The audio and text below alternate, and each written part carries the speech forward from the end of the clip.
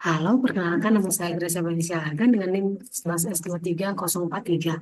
Nah, pada kesempatan kali ini saya akan mempresentasikan uh, apa yang sudah saya kerjakan, bagian yang saya kerjakan pada proyek pemodelan dan pemodelan pemodelan dan simulasi uh, pada IF2 yaitu gedung 4 dan audit.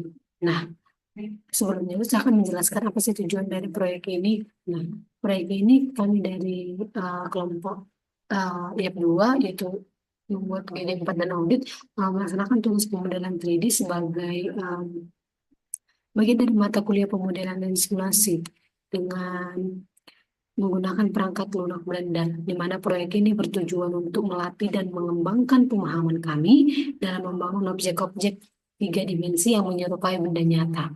Nah, serta menerapkan teknik pemodelan dasar dan lanjutan di dalam Blender. Dalam pengerjaannya, kami membagi tugas antar kelompok agar setiap orang dapat berkontribusi secara optimal sesuai kemampuan masing-masing. Dalam proyek yang saya kerjakan, saya bertanggung jawab untuk membuat tiga elemen dalam gedung 4 tersebut yaitu kotak tisu, kipas angin, dan gelendar meja. Masing-masing objek tersebut saya bangun menggunakan kombinasi objek dasar, di mana dengan membangun model-model tersebut saya belajar secara langsung bagaimana prinsip geometri, topologi, serta pengaturan bentuk dan struktur dapat digunakan untuk menciptakan objek digital yang dapat digunakan dalam simulasi visual maupun pengembangan lebih lanjut seperti animasi. Tujuan akhir dari proyek ini adalah membiasakan mahasiswa untuk berpikir secara spasial dan teknis dalam lingkungan digital 3D, serta mampu mempresentasikan hasil kerja dalam bentuk visual yang terstruktur dan mendekati objek nyata. Nah, yang pertama yang saya buat adalah kipas angin. Pada bagian alas kipas angin ini dibuat menggunakan objek dasar berbentuk silinder yang diberi ukuran lebih lebar dan pendek untuk menyerupai dasar dari kipas angin. Nah, untuk membuat tepi ini tidak terlalu tajam, di sini tidak terlalu tajam, dan terlihat lebih nyata. Digunakan bevel modifier dengan segmentasi yang cukup tinggi.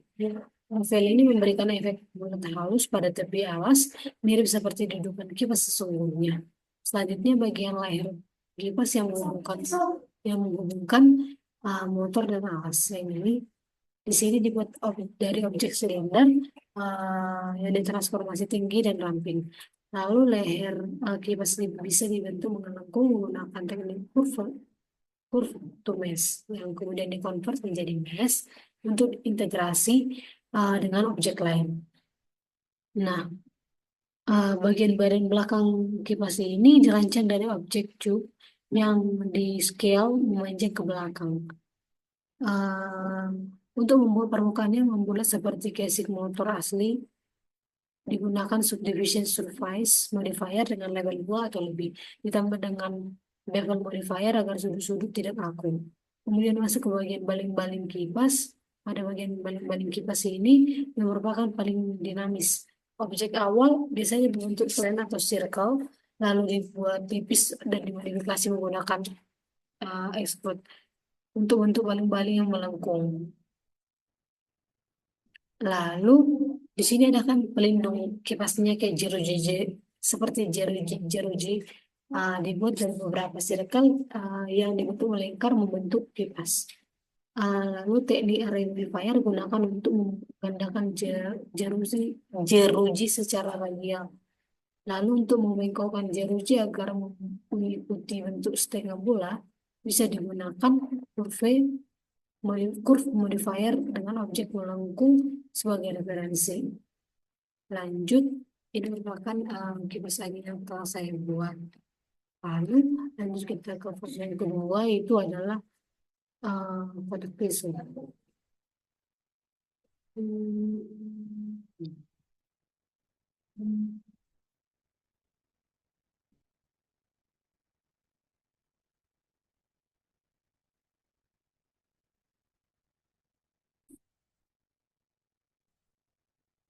Pada bagian tisu, kotak tisu ini digunakan objek cube yang di scale pada sumbu X dan Y.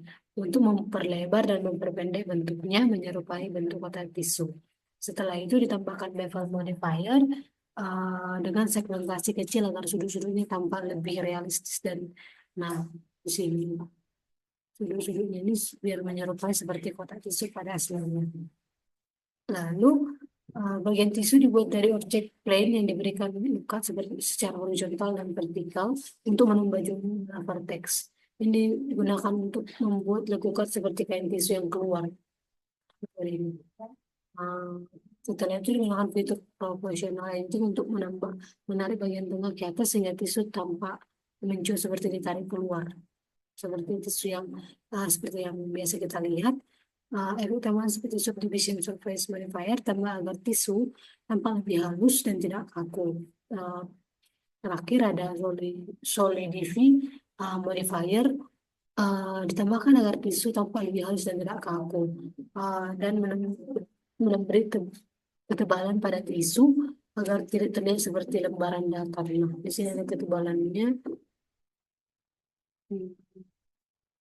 Nah, di sini dia nggak tipis sekali sehingga masih ada ketebalannya. Lalu yang ketiga itu ada kalender meja.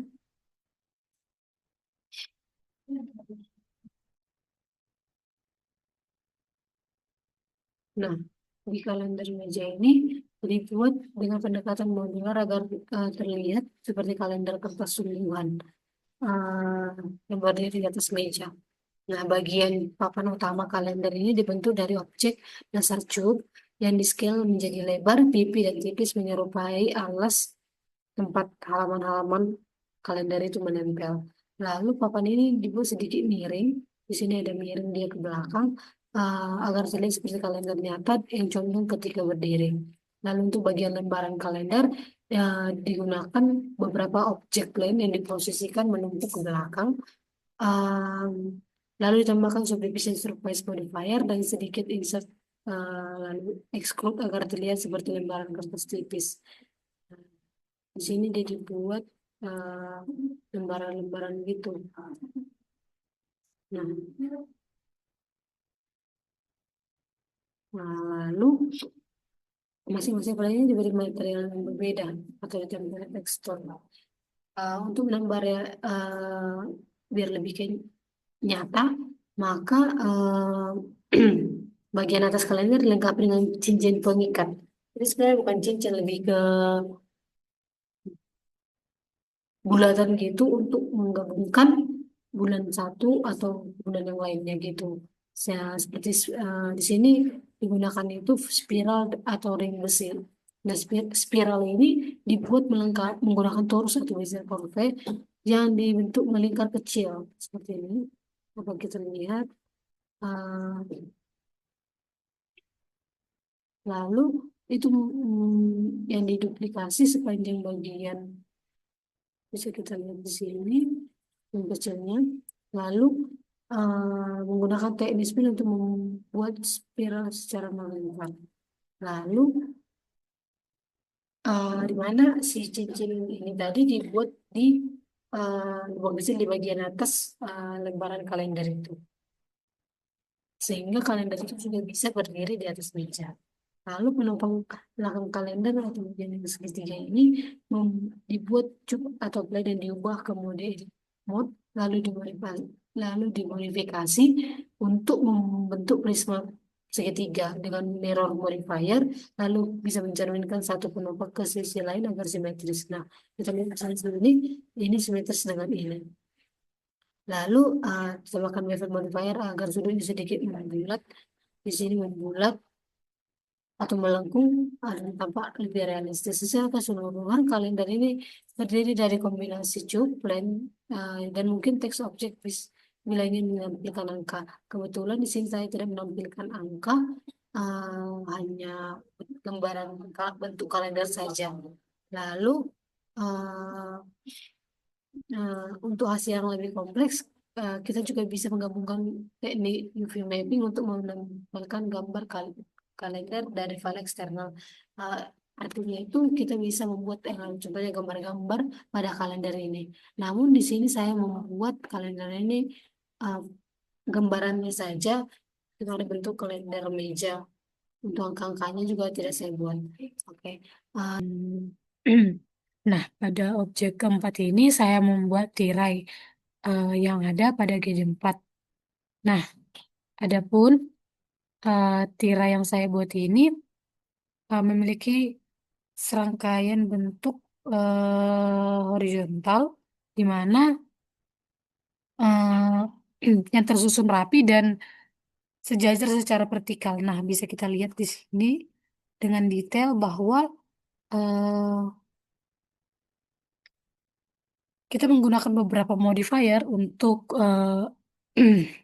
menghemat dan mengefisiensi dalam pembuatan modul tersebut. Di mana dalam membuat tirai ini, ya, kita mulai dengan membuat satu bilah tirai, yaitu dengan menggunakan objek dasar seperti cup, lalu mengatur ukurannya agar bentuk yang berbentuk tipis dan memanjang. Nah, bisa kita lihat seperti ini, tipis dan memanjang. Lalu, untuk menggandakan bilah tersebut secara vertikal dengan cara yang merata, kita dapat menggunakan array modifier. Di mana kita memungkinkan kita untuk membuat salinan objek dalam satu arah atau lebih.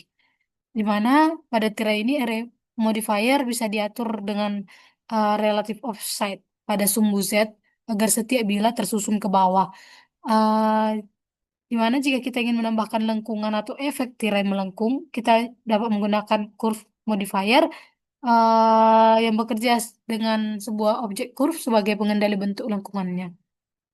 Di mana jika kita ingin mengontrol deformasi atau animasi tirai ini, kita juga menggunakan armatur modifier, terutama jika tirai akan dianimasikan untuk bergerak naik turun. Nah, kebetulan di sini saya tidak menganimasikannya, saya hanya membuat model pada tirainya. Nah, di sini juga ada tali pada tirainya yang bisa untuk membuka dan menutup tirai tersebut.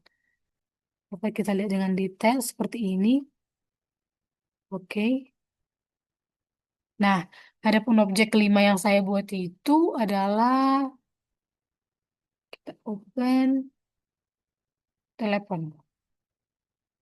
Nah, objek keenam yang saya buat itu adalah telepon, eh, telepon rumah atau yang biasa dipakai di kantor-kantor, di mana di sini ada angka-angka nantinya, angka 0 sampai angka 9, di mana dalam pembuatan telepon ini kita menggunakan subdivision surface modifier pada bagian bodi utama, yaitu gagang telepon, yang ini gagang telepon ini em, yang membantu untuk memperhalus dan tidak kaku pada bagian telepon tersebut.